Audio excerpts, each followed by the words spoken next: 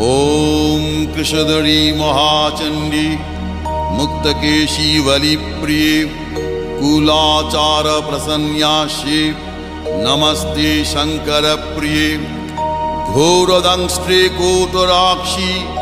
कीटी शब्द प्रसादिनी घोर घोर रवास्फारे नमस्ते चित्तवासिनी बंधुका पुष्प शंकाशे त्रिपुरे भयनाशिनी भाग्योदय समुत्पन्ने नमस्ते वरवन्दिनी जय देवी जगद्धात्री त्रिपुराद्ये त्रिदेवते भक्तेभ्य वरदे देवी